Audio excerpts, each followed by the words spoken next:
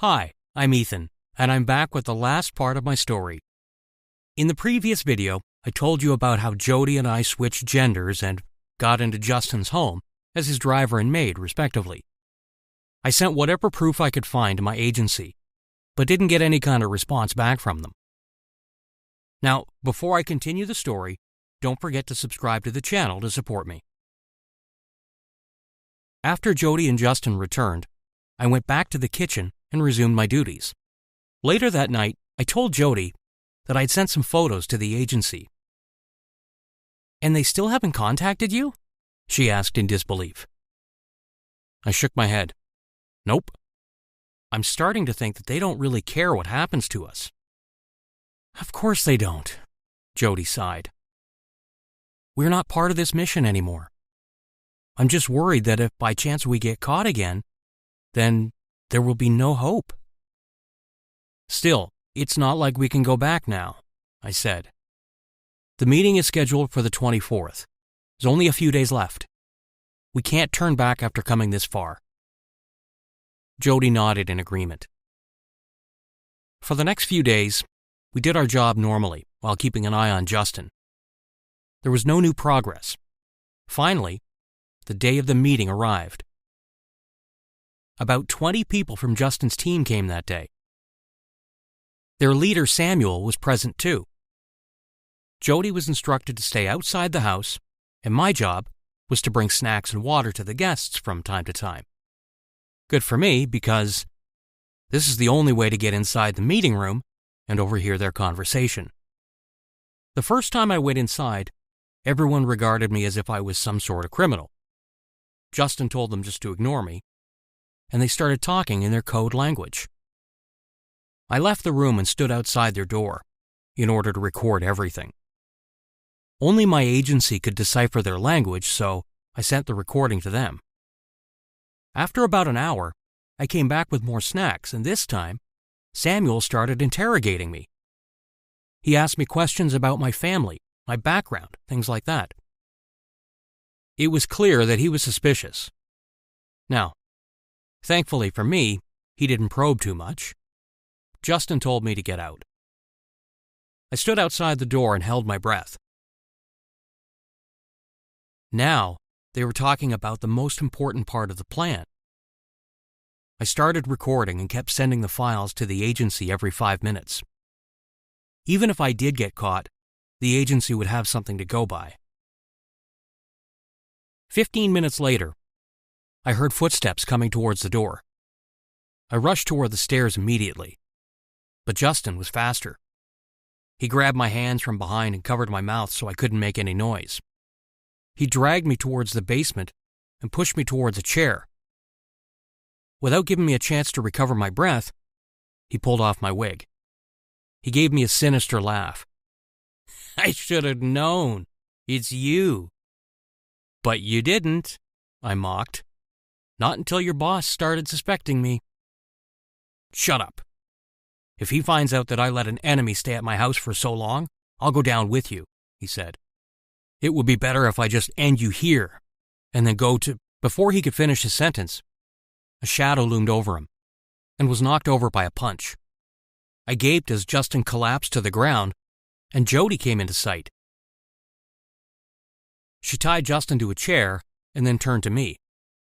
"Ethan, are you okay?" she asked, rushing to my side. "I was trying to call you, but you didn't pick up, so I figured something was wrong." "Thanks for rescuing me," I said. "I should be ashamed. I had one job, and I couldn't even—" "Oh, please," Jody intervened. "One moment of weakness can't define everything. I've seen your skills firsthand. You have nothing to be ashamed of. Got it?" I glanced at her in shock. "Are you actually praising me right now? Never thought I would see this day." "Why?" she smiled. "I like you, and I can't tolerate it when you underestimate yourself. I've made stupider mistakes than these, and yet you put up with me without a word of complaining. The least I can do is return the favor." Wait, did I hear that right? Did she just say she liked me? I know this isn't the time for this, but I like you too, I confessed. In fact, I've been dreading telling you this because, I thought you had no feelings for me. Jody hugged me. I've had feelings for you ever since we first got caught. You know, if I was in your place and someone made that kind of mistake, I would have totally doubted them and refused to work too. But you trusted me. I laughed. Yeah, well, I already doubted you once, and that didn't end well. We heard Justin groaning. He was slowly regaining consciousness. Jody and I decided to get out of there, but when we turned around, Samuel showed up in front of us. I knew something was wrong when Justin was taking so long to get back, he started. The maid betrayed him after all. Who was he even talking to?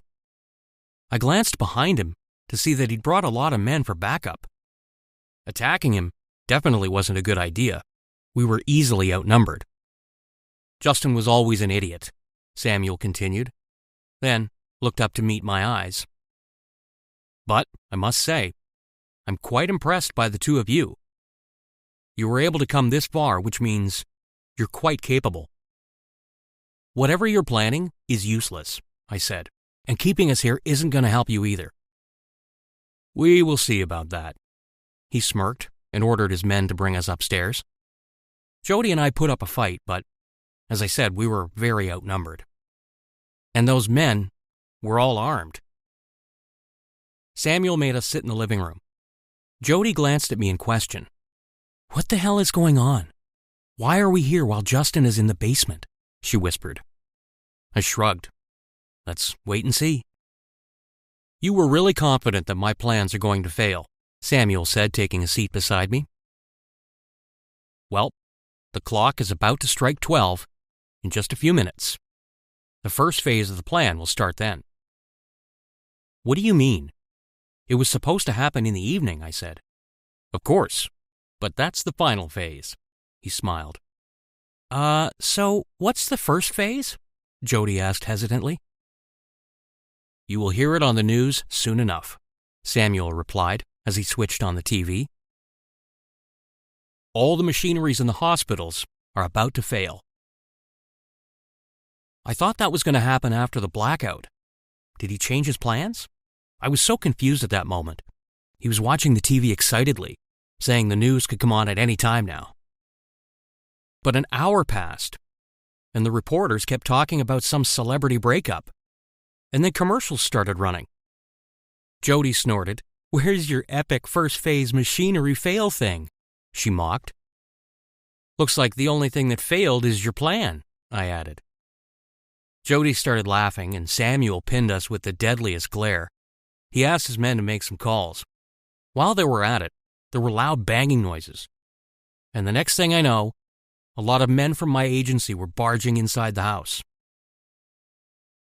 They caught Samuel and his team within minutes and rescued Jody and I. I was shocked to find my boss waiting for me outside the house. When I walked up to him, he gave me an apologetic look. Were we too late? He asked. The two of you aren't injured, are you? We're fine, I replied. But what happened to Samuel's plan? Were you able to stop everything on time? He nodded. Yes, all thanks to you. If you're so thankful, you could have at least let us know that you'd support us, Jody retorted. Even a simple text would have been helpful, you know? What kind of boss are you? We went against your orders, and you didn't even bat an eye. The boss was shocked for a second, as if he couldn't comprehend that Jody was actually scolding him. Then he cleared his throat. Yeah, well, sorry about that. You were doing a good job with or without support. But, Jody, what are you still doing here? It's time for you to return. I've booked your tickets. Jody frowned. Why would you do that? It's up to me whether I want to return or not. Yeah, it is. But I thought you hated Ethan and wanted to get this over as soon as possible, the boss asked in confusion. Yeah, well, things have changed. She smiled, grabbing my hand. I'm going to stay with Ethan. But you... The boss stuttered as he took in the scene in front of him. I was just enjoying his reactions silently. Why are you so shocked? Jody asked. Ethan and I are married. And, I guess I should thank you for that. It was your stupid idea. But whatever. I'll forgive you now. Because everything came to a happy ending. I couldn't agree more. What started out as a dangerous mission ended smoothly, with Jody and I falling in love with each other. It's easy enough for you to guess what happened after that. Jody and I started enjoying a happy marital life, and we no longer hated the idea of teaming up for missions.